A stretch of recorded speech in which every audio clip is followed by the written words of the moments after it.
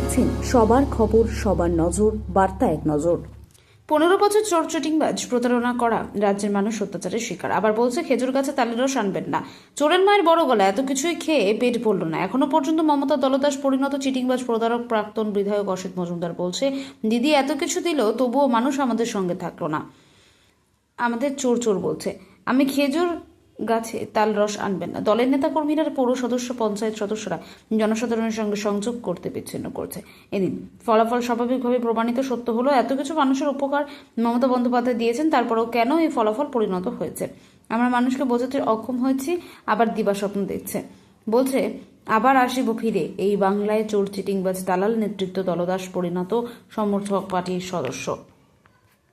आप किस नजरिए से देख रहे हैं? क्या ये फिजूल की आपसी लड़ाई का नतीजा था या जनता? দেখুন, মানুষ 15 বছরের গভর্নমেন্ট তার কাছে যে প্রত্যাশা করেছিল, আমাদের নিচু স্তর দলের যারা কাউন্সিলর, যারা পঞ্চায়েতের মেম্বার, তারা মানুষের সঙ্গে সংযোগ হারিয়ে ফেলেছিল।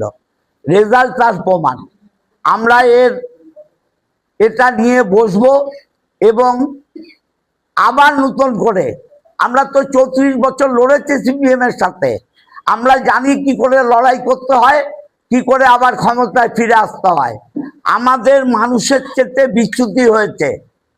এত কিছু মমতা ব্যানার্জি দিয়েছেন, কন্যাশ্রী দিয়েছেন, রূপশ্রী দিয়েছেন, সবুজ সাথী সাইকেল দিয়েছেন, স্বাস্থ্যসাথী দিয়েছেন, খাদ্য সাথী দিয়েছেন, যুব সাথী দিয়েছেন, আপনার লক্ষ্মী ভান্ডার দিয়েছেন, বিধবা ভাতা দিয়েছেন, বার্ধক্য ভাতা দিয়েছেন।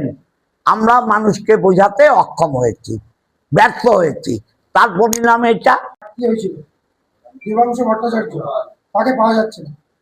একাধিকবার আপনাদের কর্মীদের একাংশ বলছে, শুনুন, প্রার্থী বড় কথা না, দল বড় কথা। দল বড় ঠিক করে কে প্রার্থী হবে। আমরা প্রত্যেকে রাস্তায় ছিলাম। আমি রাস্তায় ছিলাম, ফণি রাস্তায় ছিল, মৌসুমী রাস্তায় ছিল, পার্থ রাস্তায় ছিল, আমার চেয়ারম্যান রাস্তায় ছিল, কে না রাস্তায় ছিল, আমরা সবাই রাস্তায় ছিলাম। এই পার্টি অফিসের সামনে একটা বিজেপি কর্মীর ফটো দিয়ে নামিয়ে আপনি মাত্র দেখা যাচ্ছে, ভিডিও ভাইরাল হয়ে আছে।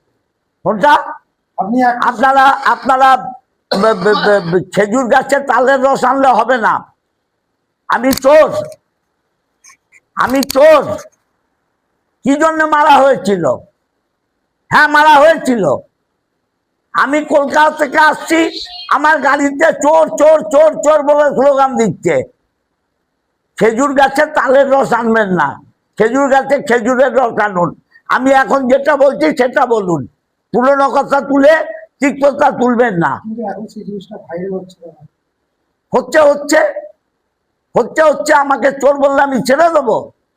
আমি যদি আপনাকে কুৎসিত কথা বলি, আপনি ছেড়ে দেবেন? আপনার রিপোর্টারের ওই মোবাইল তখন হাতে থাকবে না।